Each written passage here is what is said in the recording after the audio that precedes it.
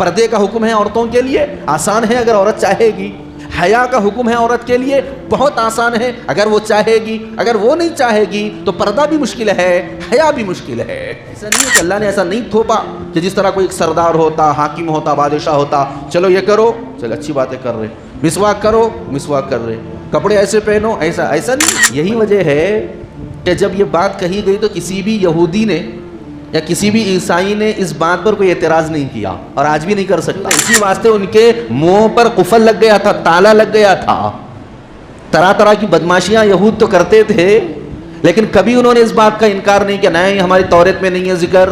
زنا سے بچنے کا حکم ہے، انسان بچ سکتا، اس کے لیے شادی کا حکم ہے.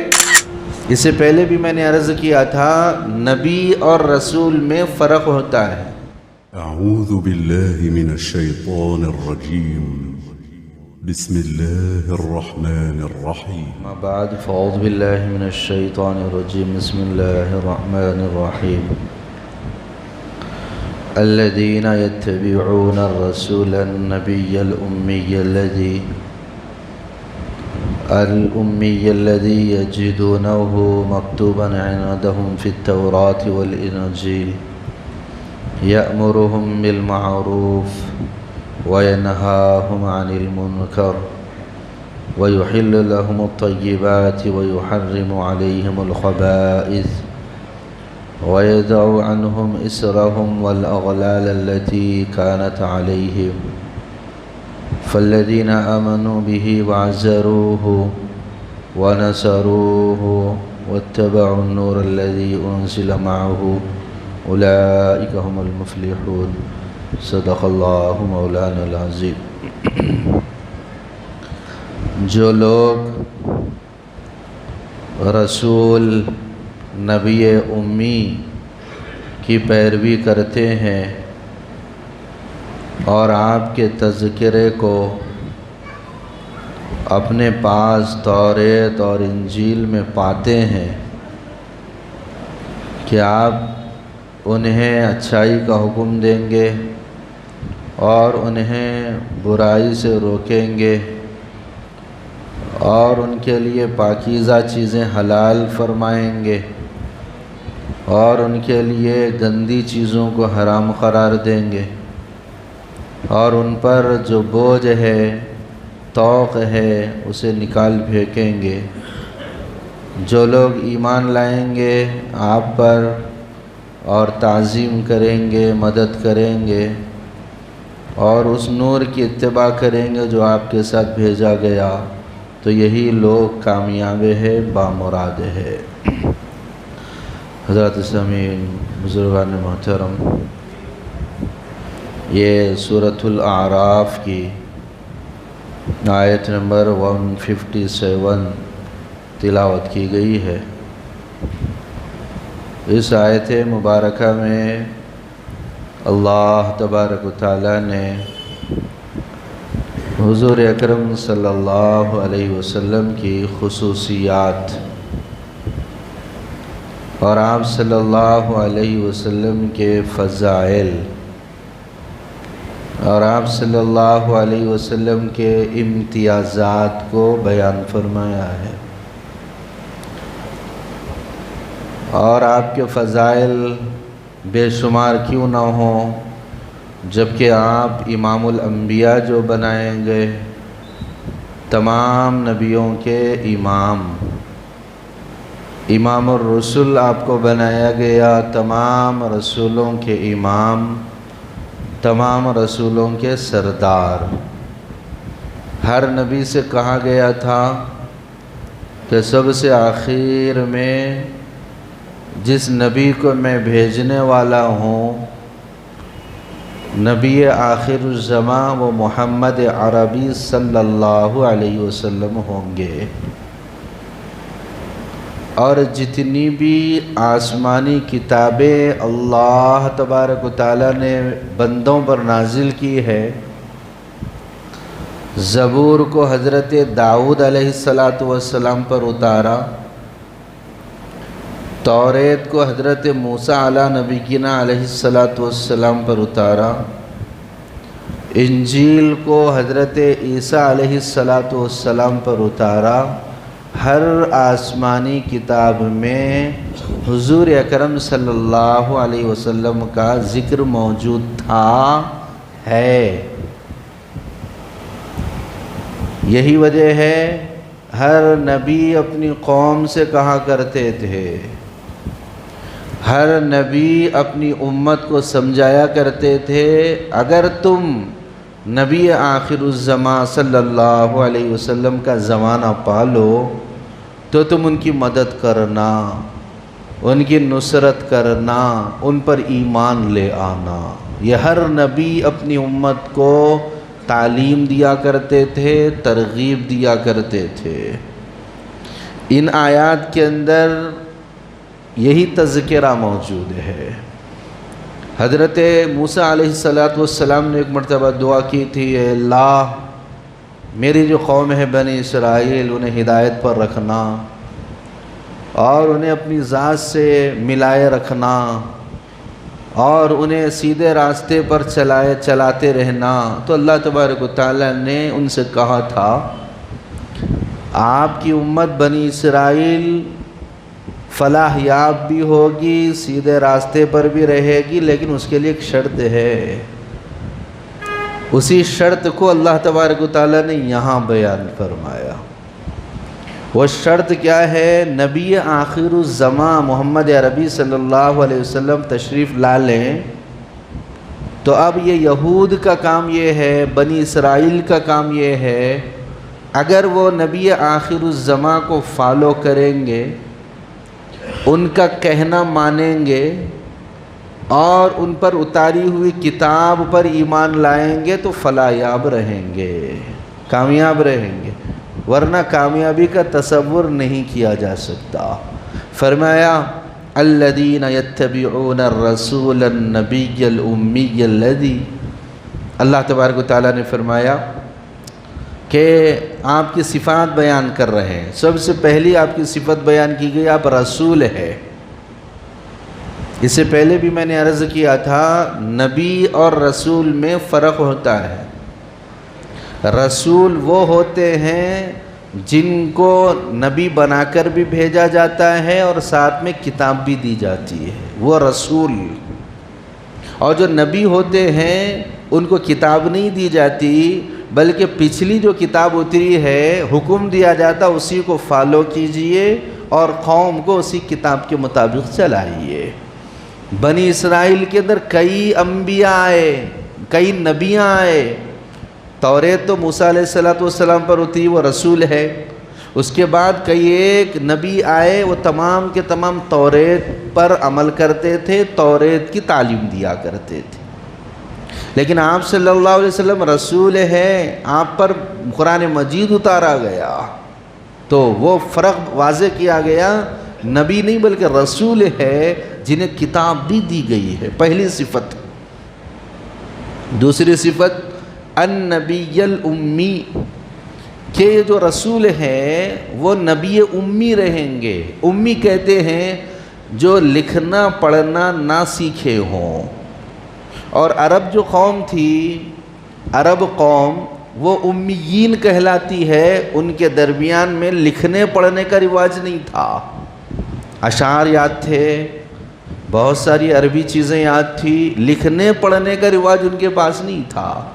اور پھر آپ صلی اللہ علیہ وسلم کے متعلق کہا جا رہا ہے کہ آپ امی ہیں، یعنی لکھنا پڑھنا آپ نے نہیں سیکھا، اس کے باوجود یہ آپ کے لیے ایک اعزاز ہے اور یہ آپ کا معجزہ ہے۔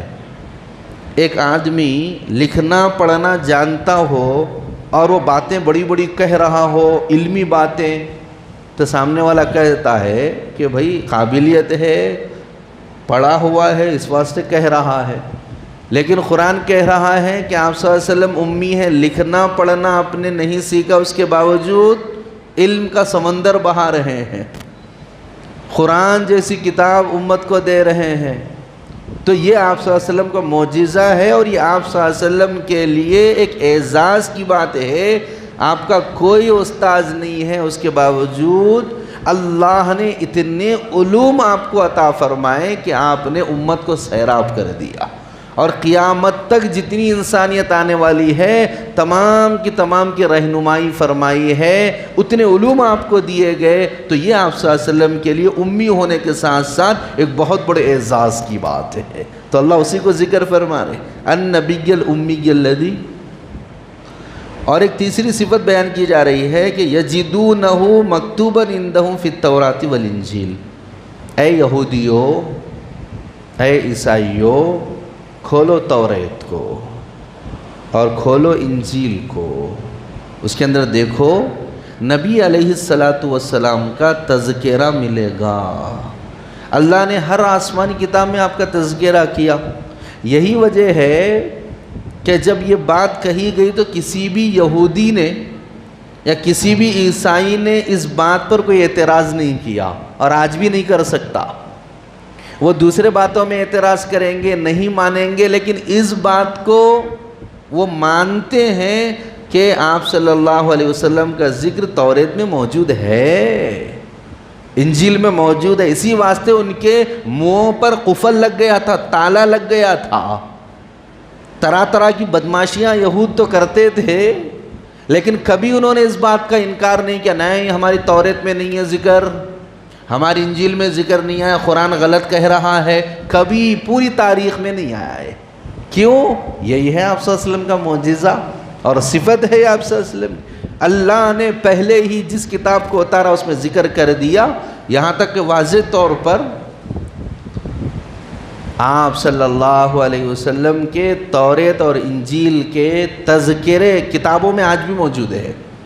میں کتاب پڑھ رہا تھا تفسیر کی، اس میں لکھا ہوا ہے کہ آپ صلی اللہ علیہ وسلم سے متعلق توریت میں یہ بات تھی کہ آپ مکے میں پیدا ہوں گے، مدینے کی جانب ہجرت کریں گے، اور آپ سخت مزاج نہیں ہوں گے، اور آپ دوسروں پر سختی کرنے والے نہیں ہوں گے، آپ صدقے کا مال نہیں کھائیں گے، اور آپ اونٹ اور گھوڑے پر سواری کریں گے، اور بکریوں کا دودھ اپنے ہاتھ سے نکال کر اس کو پئیں گے، اور آپ ایسا کپڑا پہنیں گے جس پہ پیوند لگا ہوا ہوگا، اور آپ کی جو امت ہوگی وہ حمادین ہوگی، یعنی ہر حال میں اللہ کی تعریف کرنے والی ہوگی۔ یہ توریت کی عبارت ہے۔ بس یہ ہے کہ زبان وہ نہیں ہے سریانی زبان، عبرانی زبان، یہ توریت کے پورے وہ الفاظ ہے جو توریت میں مذکور ہے۔ یہی وجہ ہے کہ ایک مرتبہ ایک یہودی آیا، آنے کے بعد آپ صلی اللہ علیہ وسلم کچھ قرض اس کو ادا کرنا تھا، کچھ قرض لیے تھے اس سے، تو اس کو ادا کرنا تھا۔ یہودی آیا، آنے کے بعد کہا میرا قرض دیجئے، تو آپ صلی اللہ علیہ وسلم نے کہا میرے پاس ابھی نہیں ہے، میں بعد میں دے دوں گا۔ ساتھ میں صحابہ بھی موجود ہے۔ اس نے کہا کہ نہیں مجھے ابھی چاہیے۔ کہا کہ ابھی تو نہیں ہے، اب تم کو اختیار ہے، تم چاہو تو مجھے روک لو۔ تو کہا کہ ٹھیک ہے، اب یہیں پر رہنا، ہلنا نہیں یہاں سے، جانا نہیں کہیں پر بھی۔ تو آپ صلی اللہ علیہ وسلم نے فرمایا ٹھیک ہے۔ ظہر کی نماز کا وقت آیا، ظہر پڑھ لیے، وہیں پر رہے، عصر بھی وہیں رہے، مغرب بھی، شام بھی۔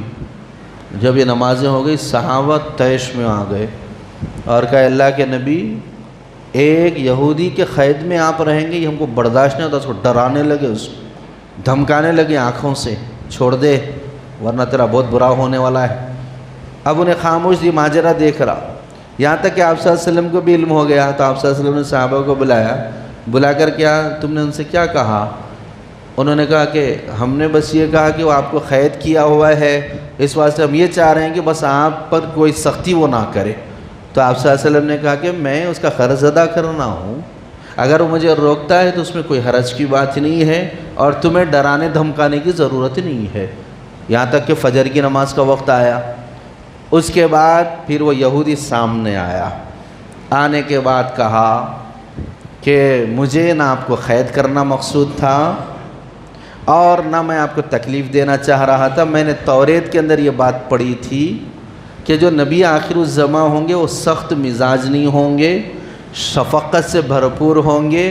یہی ایک چیز میں دیکھنا چاہ رہا تھا، مجھے اطمینان ہو گیا۔ اشہد ان لا الہ الا اللہ واشہد انک رسول اللہ، کلمہ اس نے پڑھ لیا، اور یوں کہا، مالدار ترین یہودی تھا وہ، اس نے کہا میرا پورا آدھا مال اسلام کے لیے وقف ہے، قربان ہے اسلام کے لیے۔ تو یہ آپ صلی اللہ علیہ وسلم کی صفات توریت کے اندر، انجیل کے اندر۔ ایک یہودی لڑکا آپ صلی اللہ علیہ وسلم کی خدمت کیا کرتا تھا، ایک مرتبہ بہت سخت بیمار ہو گیا تو آپ صلی اللہ علیہ وسلم اس کی عیادت کے لیے گئے، تو کیا دیکھتے ہیں، اس کا باپ توریت لے کر سرانے تلاوت کر رہا ہے، توریت کی تلاوت۔ تو آپ صلی اللہ علیہ وسلم پہنچے، عیادت کی، کرنے کے بعد اس کے والد سے کہا کہ دیکھو تم جو توریت پڑھ رہے ہو اس میں میرا ذکر پاتے ہو؟ اس نے کہا کہ نہیں پاتا۔ تو بیٹا جو فریش تھا، بستر پر لیٹا ہوا تھا، وہ تھوڑا سا اٹھ کر کہنے لگا ہمارے والد جھوٹ کہہ رہے ہیں، توریت میں ہم آپ کا ذکر پڑھتے ہیں۔ تو آپ صلی اللہ علیہ وسلم وہاں سے باہر آئے، آنے کے بعد کہا یہ بچہ مسلمان ہے، انتقال ہو جائے تو مسلمانوں کے طریقے پر غسل اور تجہیز و تکفین کرنا اور دفنانا۔ تو معلوم یہ ہوا ہر آسمانی کتاب میں حضور اکرم صلی اللہ علیہ وسلم کا تذکرہ موجود، اسی کو اللہ یہاں بیان فرما رہے ہیں، یجدونہ مکتوبا عندہم فی التوراۃ والانجیل۔ اور آج بھی بائبل ہے، کئی ایک تحریفات چینجنگ کرنے کے باوجود بھی آج بھی اس کتابوں کے اندر، ان کتابوں کے اندر آپ صلی اللہ علیہ وسلم کا ذکر موجود ہے۔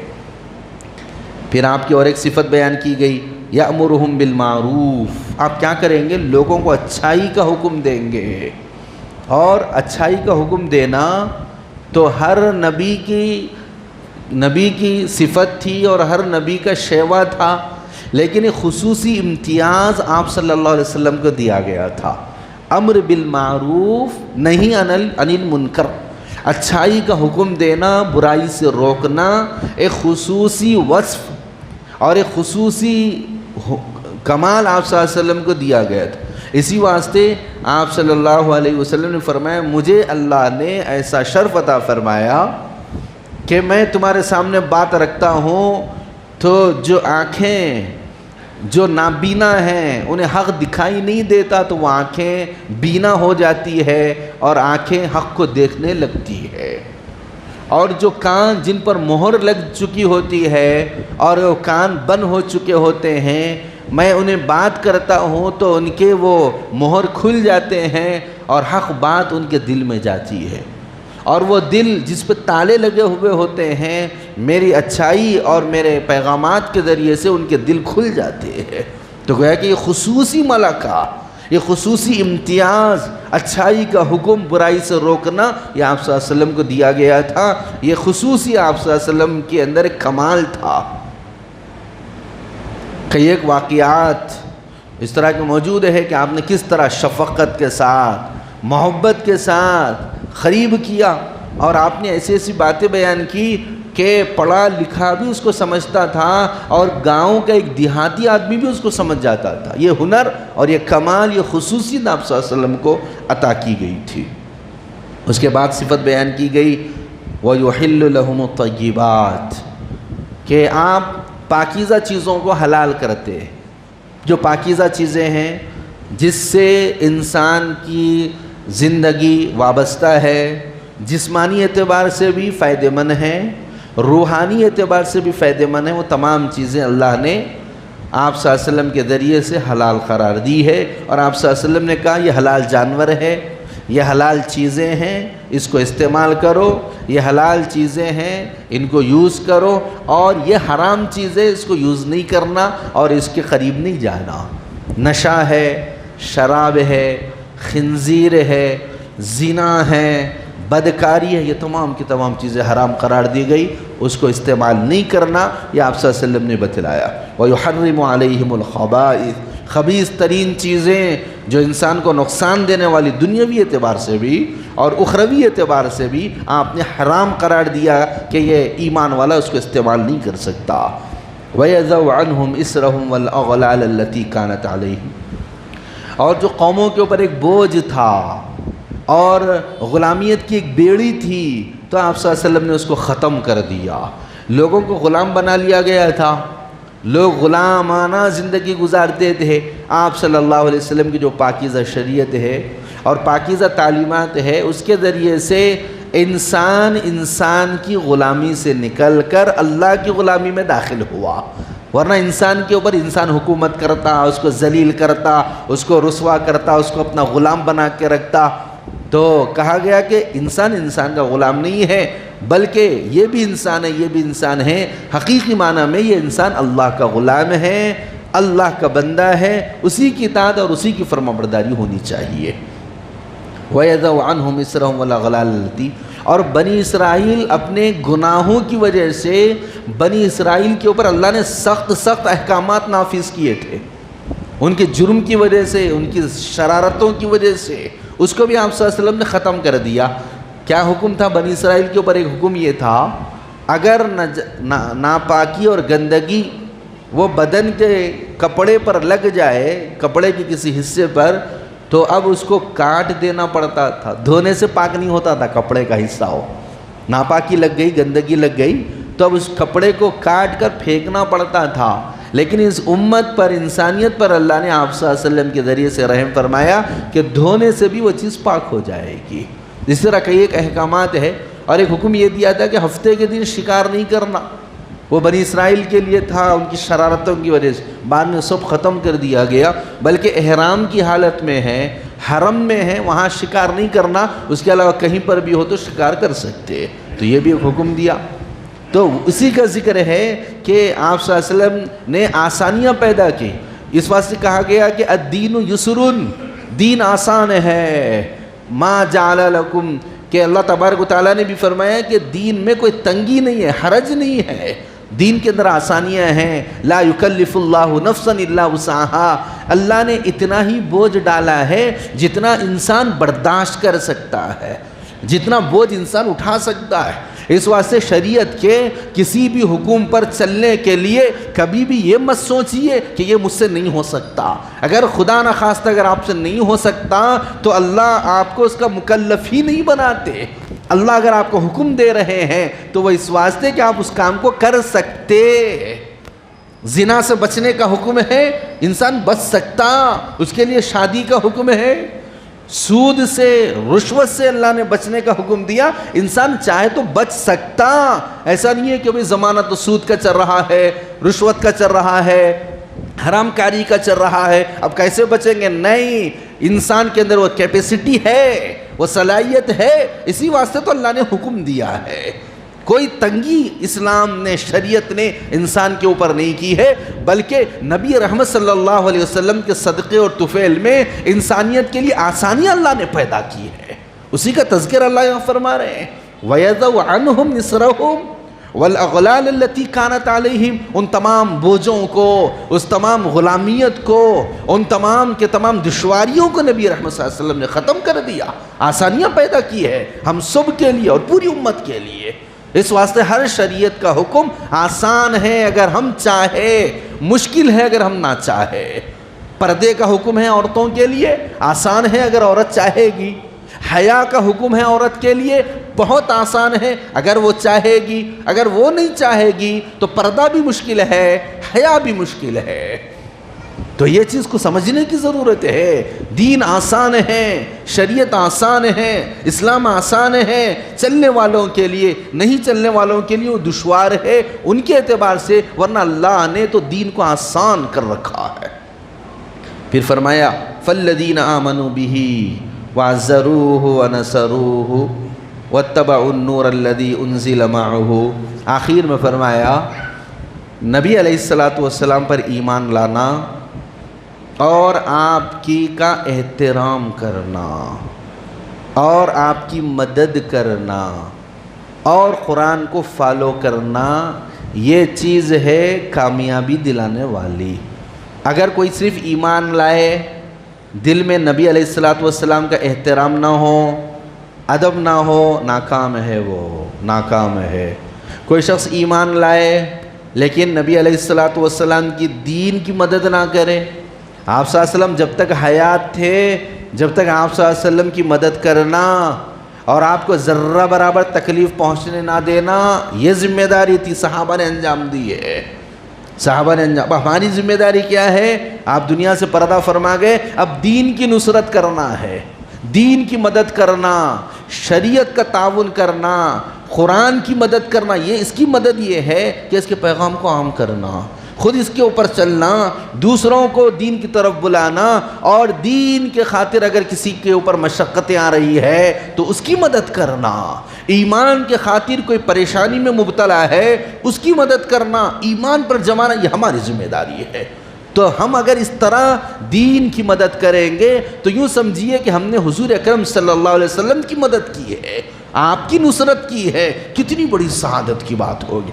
اس واسطے موجودہ دور کے اندر قرآن کے پیغام کو، شریعت کے پیغام کو، اسلام کے پیغام کو عام کرنا، اور جو لوگ اس پر چلتے ہوئے پریشانیوں کے شکار ہے ان کی مدد کرنا، اور ہر وقت یہ سوچنا کہ کس طریقے سے اسلام کو ترقی ہو جائے، کس طریقے سے قرآن کا پیغام عام ہو جائے، کس طریقے سے نبی علیہ السلام کی سنتیں عام ہو جائے، کس طریقے سے یہ دین کا چرچا ہر گھر، ہر کچے پکے مکان میں ہو جائے، یہ سوچتے رہنا، یہ ہے دین کی نصرت، اور یہ ہے دین کی حمایت، اور یہ ہے حضور اکرم صلی اللہ علیہ وسلم کا احترام اور آپ صلی اللہ علیہ وسلم کے ساتھ تعاون کرنا۔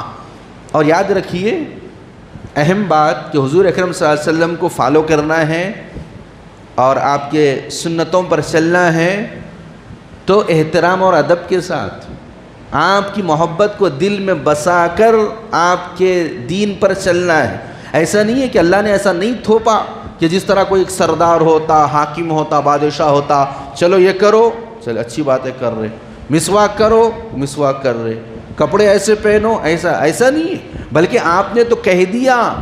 اب اس کے بعد ہماری ذمہ داری یہ ہے کہ آپ صلی اللہ علیہ وسلم کی محبت کو دل میں بٹھا کے، آپ کی عظمت کو دل میں بٹھا کے، اور آپ کے جو عظیم احسانات ہے اس کو دل میں بٹھا کے پھر ان سنتوں کے اوپر عمل کرنا ہے۔ شفقت بھری سنتیں ہیں، شفقت بھرا دین ہے، تو آپ صلی اللہ علیہ وسلم کو فالو کرنا ہے۔ آپ محبوب ہے اور ہم محب ہے، ہم چاہنے والے ہیں، آپ کو فالو کرنے والے، احترام کے ساتھ، ادب کے ساتھ، دل میں محبت کو سماتے ہوئے حضور اکرم صلی اللہ علیہ وسلم کا اتباع کرنا ہے، پیروی کرنا ہے، اور آپ کی بات کو ماننا ہے۔ تو جب یہ صفات پیدا ہوگی تو اللہ نے فرمایا اولئک هم المفلحون، یہی لوگ کامیاب ہیں جو قرآن پر ایمان رکھتے ہیں، نبی کے لائے ہوئے دین پر چلتے ہیں، تائید کرتے ہیں، اور پھر اچھائی کا حکم دیتے ہیں، کتاب و سنت کے مطابق زندگی گزارتے ہیں، یہ لوگ کامیاب ہونے والے ہیں۔ اللہ تبارک و تعالیٰ سے دعا ہے کہ اللہ ہمارے دلوں میں نبی علیہ السلام کی محبت، آپ کا ادب اور آپ کا احترام پیدا فرمائیں، اور اسی کے مطابق سنتوں پر عمل پیرا ہونے کی توفیق عطا فرمائیں۔ اللہم صلی علی سیدنا